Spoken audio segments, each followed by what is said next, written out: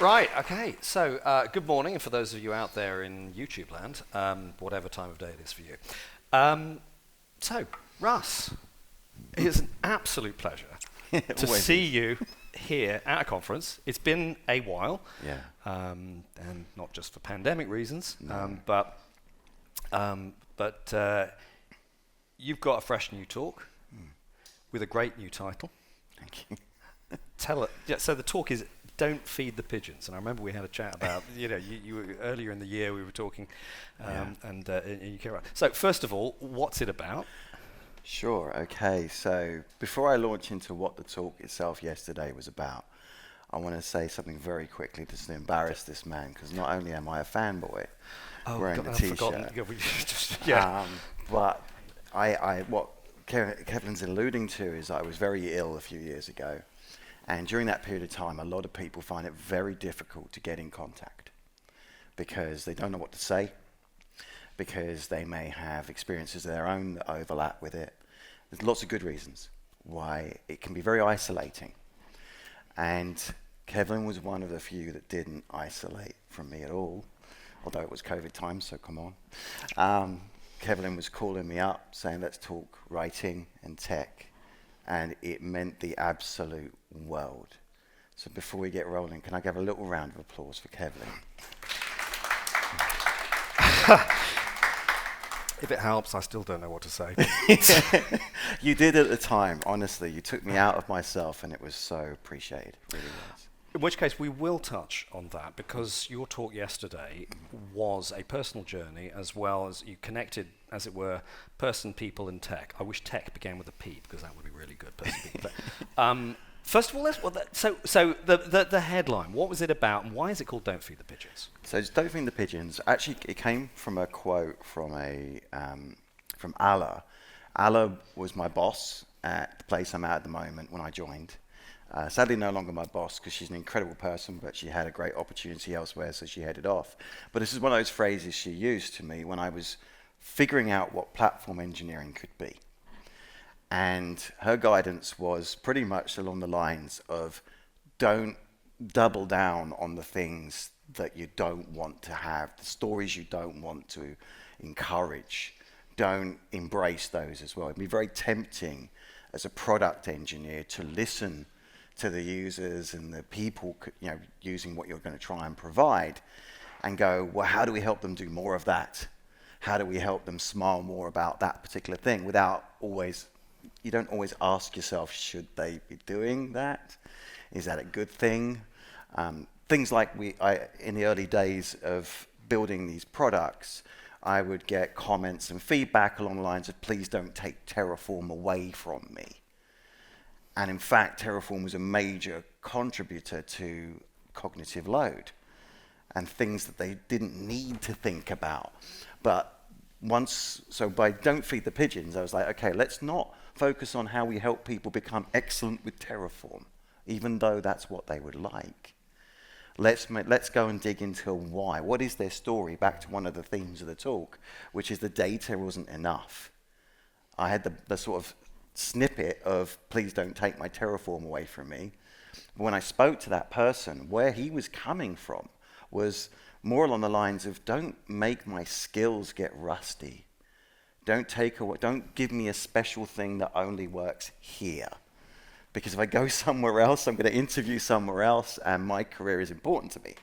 And I got that. I understood that. And after a lovely conversation over a coffee, I think it was, I realized this wasn't about Terraform at all. This was about delivering a platform experience which empowered the people that use it, the development teams that use it, to do better work than they've ever done before on things that they care about as much as anything else. And we got around the whole Terraform thing, we got around by making it an inner open source model. So the Terraform never went away. It got a lot better. It got less kind of copy paste, everyone's flavor slightly different. But it wasn't the primary interface, and it wasn't the primary burden on people's lives every day. And so we delivered on the cognitive load drop, as well as not taking away the things that mattered to that person. I think there's a very interesting point there that you make, which I think is bigger than platform engineering. In fact, is fundamental to how we should be approaching technology, which is, as you describe it, somebody comes to you, they say, please don't do this, or please do this. It's either one, it doesn't really matter. And it's never about what it's about. They say it's about this. In this case, it's about Terraform. It's about this tool. It's about this. And it's just like, it's not about that. Yeah. There's always something else. And sometimes people are offering you perhaps what might be considered, in their mind, they're giving you a solution, but they haven't articulated the problem and the narrative that led up to their understanding of that. And that seems to be pervasive. And actually, that was present in your talk yesterday. It was very refreshing because normally when people are talking about platform engineering, they are definitely coming in from a strong technological anchor, that is the center of what they're talking about. So I'm going to ask you, what do people normally define as platform engineering? And how is that not quite right? Right and wrong, Kevlin. You've left a trap for me. Yeah, absolutely. There it is, yeah. Like an enormous amount of history in this industry, we tend to go in with, we need more tech and tools. Right? We absolutely need more tech and tools to make something happen.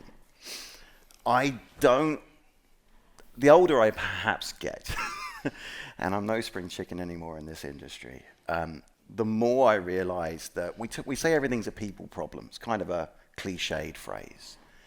And then we throw tech at it, and new standards, and not bad ideas. None of these things are bad.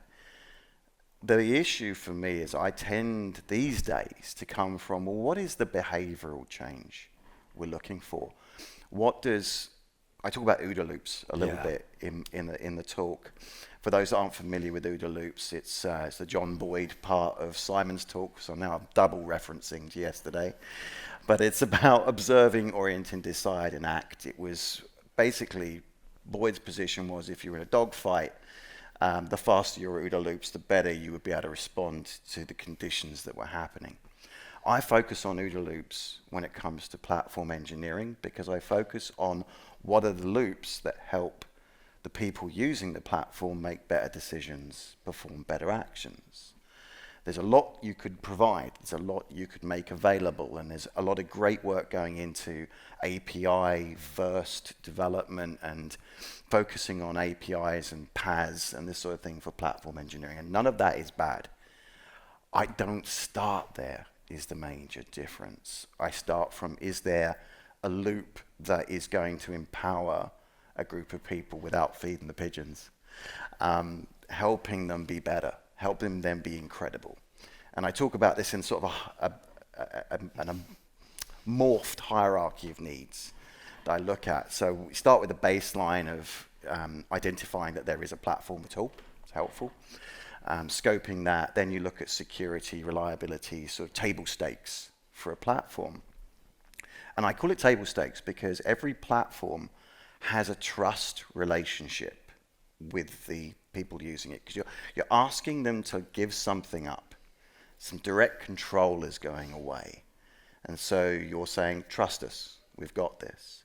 So I put a lot of effort into those lower levels, not from I love the tech in them, but because I don't want to lose the trust. If anything, I want to amplify it. And then I look at the higher levels of what are the OODA loops that are helping these people do what they really need to do really well, really quickly, confidently. And it comes from a very simple belief that software engineering is a creative discipline. It's one reason I like it anyway. If it wasn't, I'm not sure. I did work in a factory once. I want to point this out. And it's worse than that, right? I worked in a beauty products factory. I had to wear a hairnet. This is how long ago it was. And so I've seen what factory work feels like, and I always hated the factory metaphor for software development. It was something that was very big for a while. And I was like, no, you do not want to make that happen. But it's creative. That doesn't mean it has to be woolly, but it changes the OODA loops you provide to people. If you want to help them be creative, you give them all of the safety to be confident to take risks and be creative.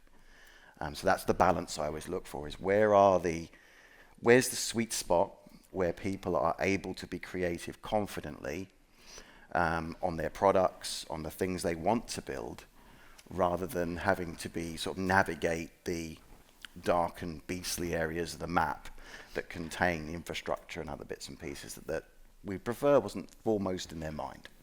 I think, yeah, that was, so starting from let me relate that to something else you talked about, which I found resonated with me very, very deeply. You referred to habitat a lot. And I think this is for me, it's one of the lost parts of the software architecture metaphor. When people often talk about software architecture, it is often it is structural, and there's nothing intrinsically wrong with it, but it's kind of missing the bit when we borrow the metaphor that architecture is ultimately for people. It is to create a space that is habitable. It is a habitat. It is where I'm going to live and work. Effectively, you're creating a space for people to live and work in. Yeah. And that's a huge responsibility, but it is not. But normally when people approach it, they are saying, we need concrete beams, we need microservices, we need this, that, and the other. This is like, no. What's the feeling of the space? What kind of space would you like to make it? And that I found was a refreshing kind of perspective, because that is a bit, for me, when people talk about software architecture, that's kind of missing. And it has, to me, I think, been missing a little bit from the platform engineering discussion. I think so. I think there's two major groups that are inhabiting that space of platform engineering at the moment. There's the groups that are coming from something of an operational infrastructure, DevOps automation background, and they are doing an incredible job of saying there are things we need in this space that are going to help us achieve a better building. Then there are the technical product owners or product stewards, I love that phrase for it, that are trying to curate the experience of consuming it and maintaining it. And that's where I sometimes have an issue with some architectural diagrams, and by that I mean PowerPoint diagrams, right? Everyone's seen these. Architecture. Exactly. Where you've got these blocks, and then you've got people. Somebody says, here is our architecture. And the people are always around the outside. Okay, so there's like this person's interacting here, and this person's interacting here. And there's often a two-way arrow, which means we don't know what that looks like. Okay? And but that's where I live. I live in that gap. I don't want to get too Steve Jobs on this, like, the intersection of people and technology. But I'm living in that place because that's where the value is. Everything else could be beautiful, but if that two-way arrow is a meaningless, afterthought, then you lose. It's not, you've not provided something that's helped someone's life. So that's why I focus on the OODA loops, is they are the things that help me navigate what should go in those two-way arrows, those meaningless two-way arrows. And I love the OODA loop because I know it's an overused term in our industry. It's been around for so many years. But it does remind you that a decision is supposed to happen.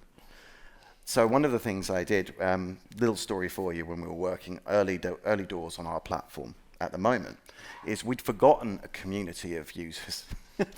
We'd forgotten the product owners. We'd taken along all of the product engineering teams, and we were talking to them about how they would need to use various compute platforms and everything else. And then someone said, yeah, but we've got this strange dynamic of having mandated 25% time to product owners to do technical stuff. And in that is a bug. It's an organizational bug. Because what you're saying is the product owners don't understand the technical priorities. Worse than that, you're saying they're not educated enough to do it. So you're taking it away from them. And so what we're trying to do, and it's an organizational change, this is why platform engineering is so exciting, is we're nowhere near done yet, but we're beginning to build those OODA loops for those product owners. We're helping them become technical product owners, owning the whole product, being able to understand what the resiliency characteristics of their product is, what are the security characteristics, where are the trade-offs. It's an enormous challenge because most product owners haven't come from a perspective of ever having to understand those things or want to. And what we're saying is, it's really important that you get the balance right. It's your product. You're curating this thing. This is part of the game. You can't just play the features part. You have to play the important features part, like the non-functional as they get called, but I don't like that phrase either. So yeah, that was a whole set of OODA loops that we hadn't anticipated. I'd never anticipated, but they came out of an organizational cultural bug that we noticed. It's interesting that this is something that we mentioned, we discussed before, and it's something I've stumbled across a lot, and really get it a lot whenever I'm running architecture-related workshops. Is often there's a discussion, in fact, very very common, where somebody sort of says, how do we work? Effectively, let me sum it up as how do we work around our product owner? In other words, and sometimes you can substitute other terms and roles, and normally it is because there's an implication in that term product owner that's quite deep, but actually most product owners are feature owners, exactly as you kind of described. They own the feature set. It's like kind of like a complex three-dimensional object, and they own the surface of it. And yet, actually, the product is all of this stuff that goes on inside. That's not it's the whole making of it, maintaining it. It's its whole economic life cycle. Its functionality. Its tool. All of these things. Now, it doesn't mean they have to be an expert in it. No. And I often I do some work for companies that are in the medical space, and I often sort of say about them, I say, lovely developers. I wouldn't want a single one of them to be my doctor. But they have the expertise to build the products. That does not mean they are substitutable for a doctor. They are still the experts in this bit, which is, say, code, and they understand that, but they understand enough about the context to participate meaningfully in that. Yeah. And so I think that's that idea of trying to recognize the product owners need, they're not on the outside. And to that point, just to finish where I was going with the OODA loop, actually, because in that case, you're not really asking for action. Because if you're asking for action on the technical product owner's position, you're asking for action with a high degree of ignorance, and that's cruel. Yeah. So what we do is we're looking to what are the best conversations to enable between the engineering manager, the teams, and the product owner around these properties. So when we have a feedback loop that says that your product meets this bar for resilience that we can detect, what conversation are we looking to make happen? How do we surface that? Because again, culturally, you could surface it as governance. You could surface it, let's call it what it is, stick. Or you can surface it as carrot. Yeah. And we much prefer culturally to lean towards the carrot. There will be in the early days, perhaps in adoption, where stick needs to be used as another way to get it through. But we want to do it sensitively. So one of the things a product owner, product steward, cares about is, do people understand their relationship with the product? So when I'm building a platform, and particularly with these product owners, I want them to love it. I want them to feel smarter, that they know that they are enabled to have these conversations. I want them to feel as good as I can get my engineering manager in the room, and we can talk about something, and I'm not completely lost. And I'm not just saying, why is it not working? And why hasn't it got this feature or whatever? I can have a conversation that says, look, we're being told this, and this isn't where it could be or maybe should be. And so I can feel smart in that conversation, and I can ask questions like, well, what will that change? Yeah. And so that's the dynamic you aim for. Even if something is potentially governed, therefore you are being held potentially accountable for it, there is the desire from a product perspective to make that OODA loop empowering and to make you feel smarter for having it. I think, put another way, and I'm just thinking back to what you said before about those little two-way arrows. It's kind of like what you're describing here is like, well, actually trying to give that meaning, but also, I think, again, when we talk about diagrams and oversimplifications that are both necessary and problematic, is that when people draw diagrams, they draw it with respect to a software system, not with respect to the people. It's a point I've often noticed. Like, you've got these people like they're spokes stuck into the technology, whereas actually they're mostly talking to each other, or should be, and that, in other words, there needs to be an inversion here. It's like, what are the conversations, and exactly as you say, what's the flow, what are the loops that they are doing that should be improved, and then the technology fits inside that, rather than I'm going to plug you into. You are a human. I will plug you into this vast automaton. Therefore, you'll be smarter. We'll be good. I've seen this a lot. Back in the day, I can remember we used to do rich pictures and things like this. When we were doing, I think it became under requirements gathering. But I used to love it. It was just sketches of what happens and who talks to who. These days, we've got much better approaches. So that I know there are talks here on systems thinking and how to look at these more complicated stroke complex, possibly chaotic environments. I always recommend, I don't always get a lot of traction with this, but I always recommend people look into complexity theory and look into the work of Dave Snowden and these days also into the work of Barry O'Reilly and residuality. These are things that don't look obviously like something you should necessarily go and look at as a product owner or even as an engineer. But they are so important because they're trying to remind you of the properties of the space you inhabit. You look differently at the world. I think the world isn't always simple, very rarely simple, in fact, and basic. As soon as you've got people and machines and other things involved, you've got a space that you need to navigate and approach a certain way. And Dave Snowden stuff, I don't even want to go there to try and explain it because he's the expert. He could nail it, and it's absolutely. If you're not familiar with Dave Snowden and Nevin and things like that, go and look at it online. You'll also learn a useful Welsh word as well. That's where Nevin comes from. It took a long time for me to realise that was how it was said. The beautiful part about it is that one of the things that Dave does talk about is looking for stories. So I mentioned stories yesterday, and I'm a writer, and Kevlin's a much better writer than I. But as writers, anyone who can write fiction is up here. I do tech books. But when you look for how something will be experienced and the socio-technical side of it, stories bizarrely doesn't sound like the most important measure, but it is. And there's a great phrase I've heard Dave use. I'm probably simplifying it gratuitously, but this idea of when you're trying to change a system that is complex, such as lots of people involved, lots of tech involved, and there's lots of stuff going on around the outside, way beyond those little boxes in the middle. When you have that situation, ask yourself, better probably looks like more stories like this, less stories like that. And so you look to adjust the stories, and you look to elicit the stories, surface the stories as well as you can. There's a lovely book, I think is it Linda Rising's on Change? Fearless Change. Fearless Change, Linda Rising, Marilyn Manns, fantastic book. Because what it does is it tells you to go and talk to people. Sit down, have a coffee. The reason you do that is to hear the stories, because you want the real stories. It's all great to have the abstractions. You can have the personas. You can say this is a platform engineer and this is the two-way arrow. This is this is the engineering team, the product engineer, the product owners, and this is the two-way arrows for them.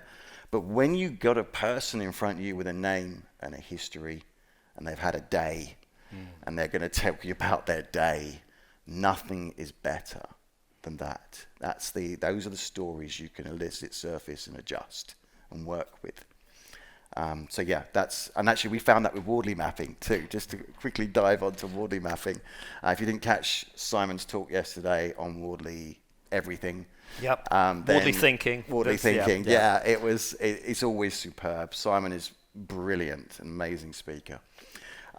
Wardley mapping itself is something we do. As product owners, I do a lot of Wardley mapping. And I've found it infinitely easier to do a Wardley map if I have a person at the top. My anchor on a Wardley map is a person with a name. So I'm not just thinking generally what product people might need or what the engineers might need. I want to know what Donna needs. Or I want to know what Gabriel's worried about. And then we explore the tree from there. And what needs do they have? And you end up with so much richer pictures of those needs and those connective tissue. Then you can look, okay, what are we looking to adjust? What are we looking to help with here? So Wardley mapping is fantastic, but we've seen enormous value when we give a real person as the anchor. It's interesting you say that, because it's I remember really properly feeling that with a bit of tech coaching I did years and years ago. And finally, it turned into non-tech coaching because I initially started with the developers, but then it was actually with the business analysts. And then we started drawing things, and I encouraged them to not just do the diagrams to the systems, but also to other people. But one of the BAs, she started sort of saying, well, hang on, who's this? That's so-and-so, and started drawing, oh, she wears spectacles. So on the little figure, that's how you knew it was. So in other words, we made it incredibly real. Yeah. And we actually went and talked to people. It was a crazy idea, because that was not a thing that was done there, even though they were internal clients, you didn't actually generally speak to them. And so there's that whole idea, this richness. But I think something else you're saying there is interesting, connecting back to the notion of complexity theory, Dave Snowden's work, the counterintuitiveness of Barry O'Reilly's stuff, because that's the point. It's basically saying, you know what, in a simple domain, things can be predictable and they can be worked on and they are highly deterministic and we can find rules and so on and live within that. And therefore, in that and related domains, there's this idea of like, oh yes, let's jump to measurement. And people, it's not that measurement is bad, but people jump to measurement before they have a story or any stories. And it's a case of often people are looking for what can I measure rather than who are the people and what are they doing and why are they doing it and what do they believe. And that the stories idea, although it sounds kind of soft and fluffy, it's ridiculously hard, isn't it? It's their reality. Yeah. So, I mean, one of the key skills, I didn't mention it yesterday particularly, I alluded towards the end, but I've recently been trained to do a volunteering job. And I'm on the phones to people who are in crisis. And I'm not the expert, right? By a long stretch. I can't know their world. I don't know what their day's been like. There's a complete stranger who's just called me. And my biggest fear with learning to do that was, what if I get bored? What if I can't understand them? What about if they're drunk? What about if they've got a strong accent? None of that matters. You are opening up a space where you intentfully, purposefully try to understand their world. And you're just trying, and you're putting them on center spotlight. It's all about them. Tell me what's going on. That has been enormous as a skill set to my job. Okay, it wasn't necessarily why I did it at all, but it is one of those things, and active listening is the general term for it, and it's one of those things that we call soft skills in this industry. But they're really, yeah. Does anybody actually think soft skills are soft Yeah. or easy? Let's do that. Who thinks soft skills are hard? Just raise your hands. Yeah. Naming. Consensus. We are so bad at naming, aren't we? Yeah. Soft, easy stuff, fluffy stuff. Fluffy stuff. It's just the fluffy is so hard. It's so skilled. And when I first met the first person who does this volunteering, it's the Samaritans organisation. I think it's mostly UK based, and it's for anyone. Originally, it was for people who were potentially suicidal. But it's now for anyone from suicidal, if I'm getting this right from the calls I've had, to someone who's lost. I mean, literally, the breadth of calls is enormous. But anyone in crisis at that moment. And when I first was considering doing it, I met somebody, not dissimilar from me, but somebody like yourself actually, who exemplified listening. Just somebody that I'd never seen anybody leave a space after a sentence before they responded. I've worked in a lot of tech companies where I feel like it's just how can we fill the space with voice to be smart? And this guy sat there and there was a big room of people asking questions, and every time someone asked a question, he left the space. And then he answered. And it was beautiful because I could tell they felt listened to, and they had been, and he had really considered the next thing he was going to say. And I thought it was brave at the time, given the industry we work in and the meetings we have, where it's just like, let's get the quick stuff and let me talk at 90 miles an hour at you, and then let me wait for you to finish so I can say the next thing. This was the opposite. And this was beautiful. This was an opportunity to have new ideas and everything else that went with it. It's an astounding set of skills. So I don't know if you could ever get into that sort of thing in your own lives, and if you don't want to, I get it. It's a big commitment. I actually now do 3 things for the Samaritans. I do the phone calls, which is about 4 to 6 hours a week. I do the prison service, where I teach prisoners in UK prisons how to be listeners. And I'm also what they call a leader, which means that people are on the phones call me at the end of their shift to say this is what's happened to me, because it's an offload system. So a bit like draining a pump is what it's all about. You're draining the reservoir. The emotional resilience is recharged. But yeah, these skills are enormous as a product steward. I mean, they're enormous as a human being, but as a product steward, it's fantastic, because I know if every potential person who's using our platform, I have no idea what their life is like, what it's been like that day, and I don't go into any conversation thinking I do. And that's a reminder. I had to learn that, because I was always the expert, right? I've been 20 years in the industry. I'm brilliant at this. I never quite felt that at, but I've got all my baggage. I learned to suspend it, and you find out so much more when you're really listening. And I mentioned it yesterday, and it sounds like another woolly thing, another soft skill. But developing empathy and compassion to the people that are experiencing your products is where all the gold is.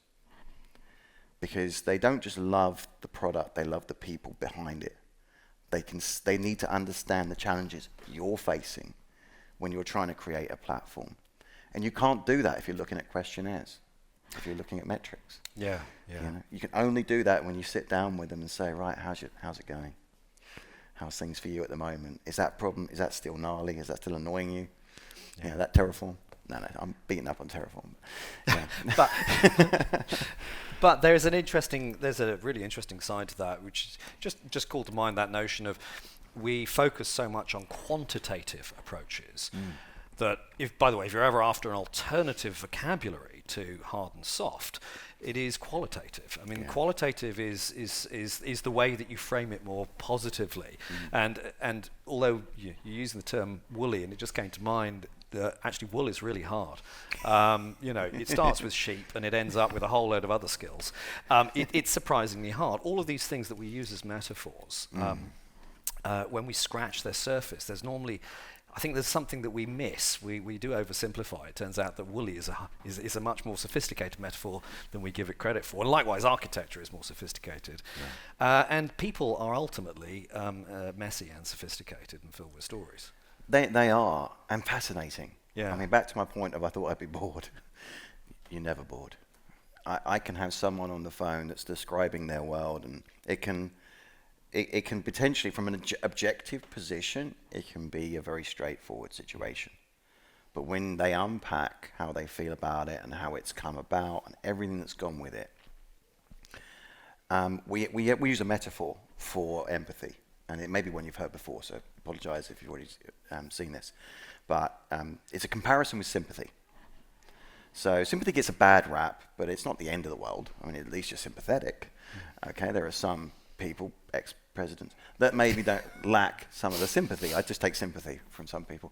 But the idea is that if someone's in their world, right, so go back to technology and your platforms. If you're building a platform as a product, you're talking to someone, they're finding something difficult. They're living down a hole, and they're frustrated. They're beating up against the sides of the wall. They're possibly going home grumpy. They're probably talking to their friends about you, about what it is. And you get all of that picture. A sympathetic person will be at the top of the hole looking down going, oh, it's a shame. And then, oh, well, we've got something on the roadmap. That sort of response. That's sympathy at best. Empathy is always described as climbing down the hole, sitting with them in that hole, looking at those walls that they're pounding their fists against and going, oh, okay, I get some of how this feels. And in that process, people think about empathy being the result. It's not always the most important result. It's the process of doing it builds a relationship with a person, with a potential person who's going to thrive with your product, where you'll begin to have rapport and trust, all the things you want them to feel of the product you build. So never underestimate the importance of being a technical product owner or steward. That is, you're fronting the product. Your values and how you operate represents how the product will be perceived. The best example of this is back in the day when we saw, Steve Jobs on stage talking about the latest incredibly expensive device that you can't afford. And but you wanted to, because it was counterculture, right? Steve doesn't play by the rules, or he pretty much did, but they didn't play by the rules, and you bought into that, right? Because it was great. I know many people who bought Apple Kit because of that feeling, because it was him doing it, and it's changed since then. You as a product owner are part of the product, and that's a great place to be, a very empowering place to be. And so getting out there and developing those empathetic relationships, you're also explaining why the product is the way it is to people. Yeah. Now, I am keenly aware of the time, because actually I could do this for another couple of hours. This is why we still have phone calls. We have these Zoom calls every now and then. Yeah. We could do this for hours, but I want to make sure that we get some other voices in here. Are there any questions from the floor? Because honestly, we could do this all day. There's some smiles. But apparently there's another conference going on in the same building that we have to attend,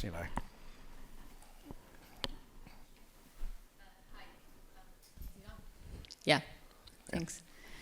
I have a question. So it sounds like an amazing environment to work in, like platform engineering being what you described in the beginning, but there seem to be people who don't want to let go of the tech, even though I know it would be a bright future for them, but they are holding on, right, to policies and architecture diagrams. So how do you inspire that? How do you inspire the people in the system to wanting another system? Because I struggle a lot with that. I think that's a lovely way of phrasing it. Yeah. It is, and it's. There's a lovely book called Switch, right? And I'm not going to say all books solve everyone's problems, because they don't. But the book Switch is interesting because it's all about how change happens. And there's a metaphor in it that I really love. It's the elephant and the rider. Okay? So everybody has these two forces in their head, is the kind of story. And if you go into those people and you say, look, this is better, this is quantitatively, measurably better, you're speaking to the rider, and the rider's going, I get you, but I don't feel that. So you have to appeal to the elephant.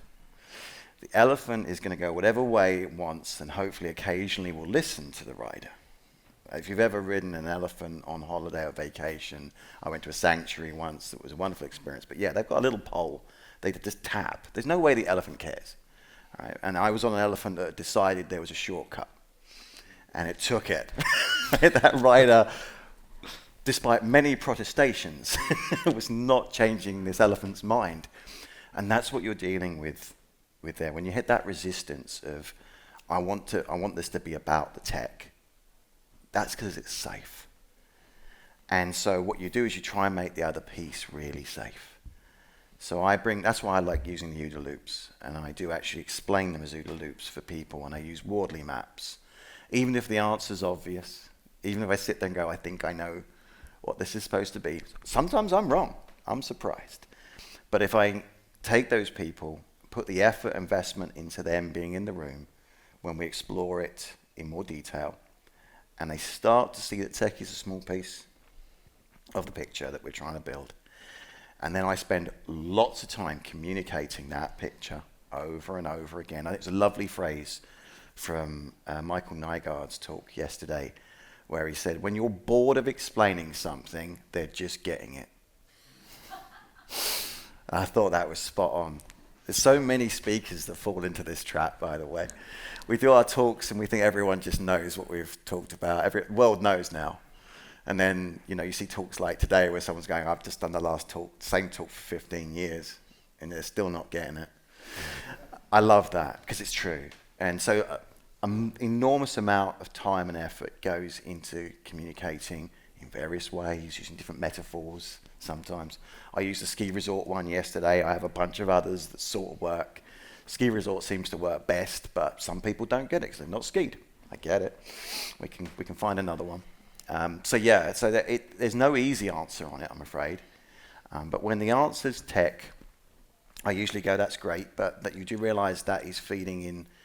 I probably don't always say it like this, but the danger is that's a simple and basic answer in a complex environment. Therefore, it has as much likelihood to be wrong as anything else.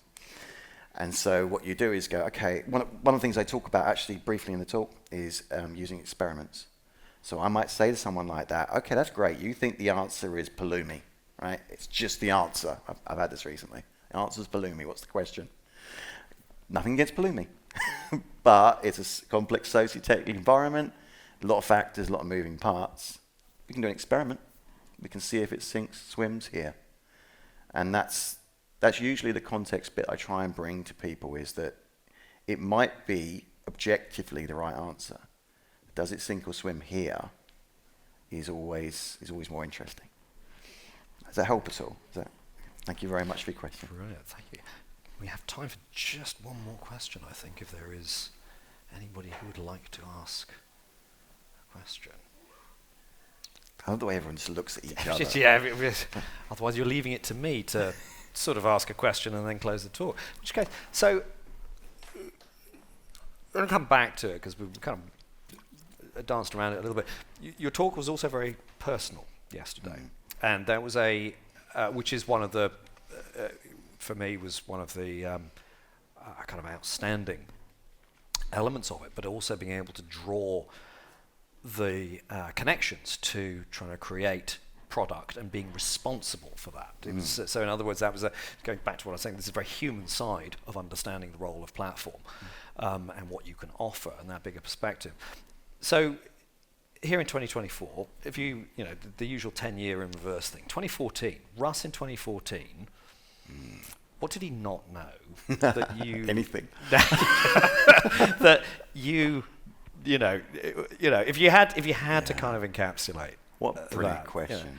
Thanks, my friend. Okay, so first of all, Russ in 2014 was burning out. He was working every hour on things that didn't matter much.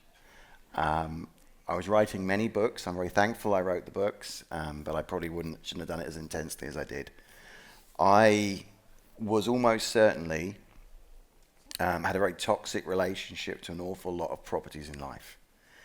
The realization since then, the growth since then is massive. Okay, I can't explain it any other way. It's a bit of a cliche. I was talking to some lovely folks earlier about it. It's a bit of a cliche to say, you know, you get a critical illness and then you become a cliche. That's how it works. But I did. I got this gift. I know it's a very strange word for it, but I would never wish to give this gift to anybody else.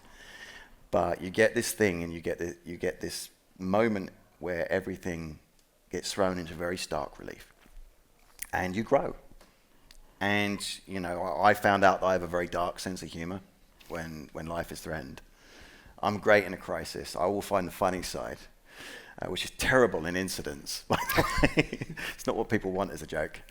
But that to me is the big growth. I can now look back and go, I did not know why I was here then. I was thrashing around, working on everything, trying desperately to do something with my life. I got the opportunity to go, what am I here for? It's an incredible question. I recommend everyone consider it. Please don't wait for cancer to do it. It's much better beforehand. And then you can channel yourself into something that really, really matters. And I had this conversation with my friends recently, actually. Karina was one of the people I mentioned in my first slide. She's the friend that beefed me up before my talk. Karina is currently working in a job where she feels a little bit undervalued. She's not doing as much interesting work as she'd like. And we've just spent time going, well, what do you love? What are you here for? How do we inject that into your day job? How do we find that in your day job? Turns out a day job really needs it. The things she cares most about, they really need. But no one had that conversation because she had never brought it to them. And I do the same. Whenever I join a company, I'm very clear, this is what I'm here for. There's a mission. Okay, I'm here to help people make their lives better. If I can't do that here, I will go somewhere else and do it. But yeah, I wish I'd known that many, many years ago. And I'm so glad I do now.